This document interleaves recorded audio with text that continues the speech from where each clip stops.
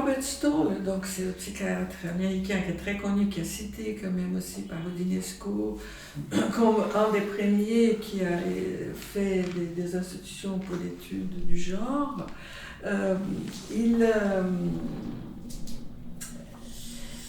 Donc il était très choqué par ce 4e livre et voilà ce qu'il dit à la mort de Kahn, dont il avait déjà rompu. Toute notice nécrologique que j'aurais écrite serait inacceptable. J'aurais trépigné de colère contre les mensonges de Massoud. Ce n'est pas toujours des fantasmes. Sa façon de s'appeler prince, de s'attribuer le titre de docteur en lettres, d'avoir entièrement inventé le matériel clinique de son dernier livre. Mais faire cela aurait empêché le lecteur d'admettre ce que nous savions tous, nous qui l'avons côtoyé. Il était vraiment créatif, artiste, merveilleusement fin quand les circonstances s'y prêtaient, tellement vivant et sympathique. Voilà. Mais vu de l'extérieur, comme les étrangers des fois le voyaient, il était plus que méchant, il était ignoble même. Mais ce qu'il faisait à lui-même constituait la pire part de son ignominie. Mais il n'a jamais retiré son masque. Mourant à la London Clinic, tenant la main de Victor Smirnov pour la dernière fois, il disait « J'ai un projet, je vais partir en Irlande pour acheter une entreprise de pêche avec Aga Khan. » Il avait presque plus de voix. Et puis, ça c'était le moment écrit, c'est incroyable, parce qu'on s'y voit. Donc, mais ils n'ont pas de lien de famille, Aga Khan et Massoud Khan. Non, le Khan c'est un peu son, un peu... Il faut dire que Robert Stoller, c'était vraiment le meilleur ami de Massoud Khan. Robert Stoller en Californie, Massoud Khan à Londres, et Massoud allait tout le temps en Californie faire des conférences, etc. Et il restait dans la maison de Robert Stoller parce qu'il détestait les hôtels, il avait même des phobies d'hôtels. C'est-à-dire que quand il allait dans un hôtel pour un congrès, il demandait toujours à un collègue qui payait des fois de louer une suite parce qu'il voulait être à côté du collègue et il ne pouvait pas être seul. Il avait donc l'incapacité d'être seul le reste du mois, c'est pas tout à fait acquis, mais voilà, donc on va discuter de ça après. Mais il a eu plusieurs amitiés très privilégiées au fond cette année. Oui, tout à fait. Et il paraît qu'il donnait des cadeaux, il paraît qu'il était extrêmement généreux, il donnait des cadeaux extrêmement précieux à Gradon.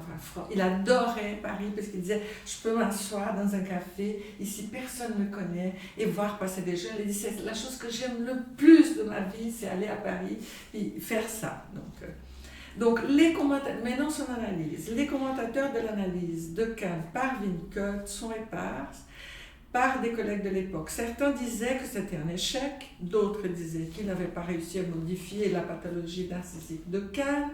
Tous disaient qu'il ne ressentait ni de la culpabilité, ni de la honte, et il ne s'excusait jamais. Il paraît que lui, il disait il insultait beaucoup Winnicott des fois. Il disait « voilà, tu es un masochiste comme un chrétien ». Il disait que dans sa culture, la culpabilité n'existait pas. C'est-à-dire, ça c'était une chose de chrétien.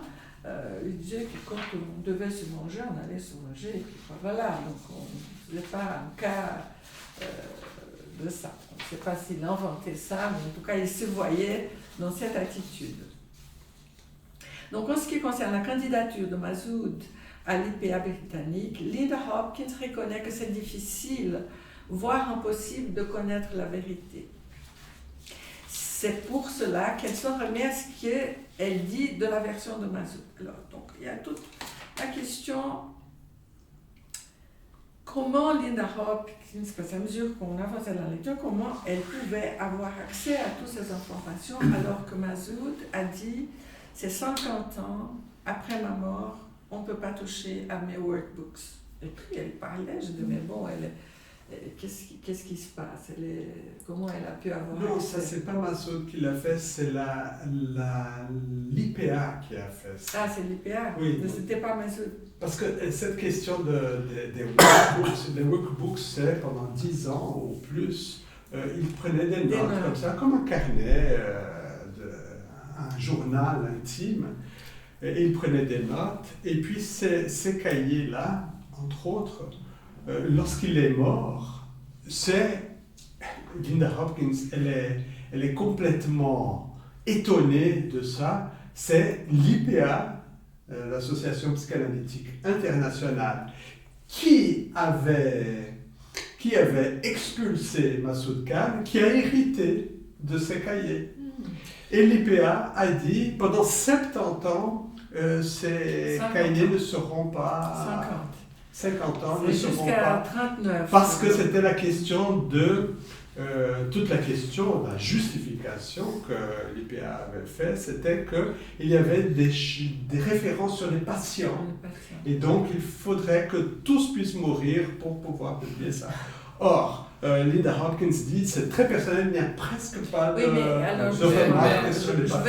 Bon, mais c'était aussi par accident en fait que ça tombe, que c'est l'IPA qui hérite ça, parce qu'en fait, il avait légué son héritage à quelqu'un qui ne savait pas quoi faire avec ses workbooks, oui, et qui les a donnés à l'IPA. Exactement, c'est ça. Parce que c'est Yes, je crois, qui a été...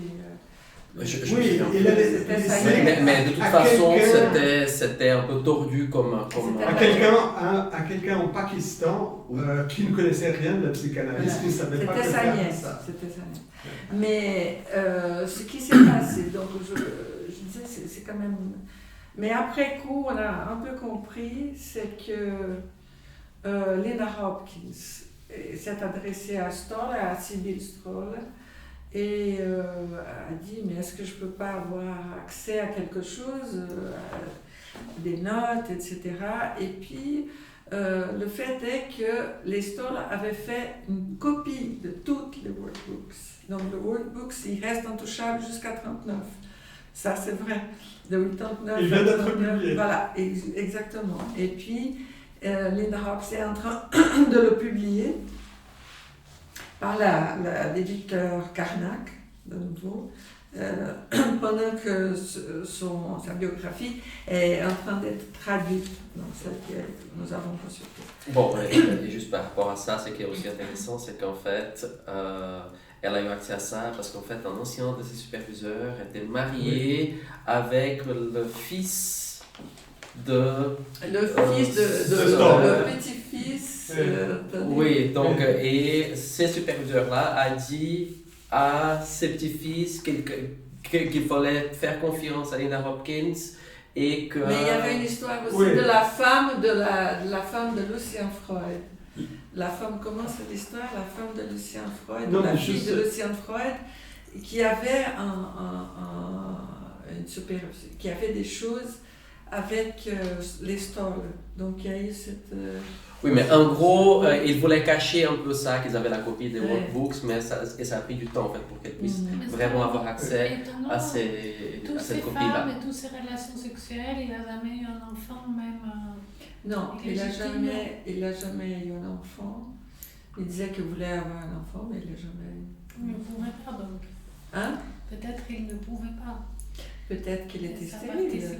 L'alcool, tabac, en tout cas, ça aide pas. Ouais. Mais là, je sais pas. Ben, en tout cas, voilà. Oui, mais en tout cas, la question de Linda Hopkins avec les Stoll, c'était...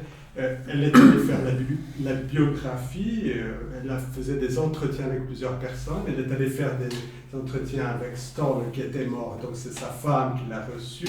Sa femme lui a dit, tu peux parler aussi avec mon fils. Elle a parlé avec son fils a dit, est-ce que tu as parlé avec mon frère? Et elle a dit, non, va parler avec mon frère. Et son frère lui a dit, va parler avec un tel.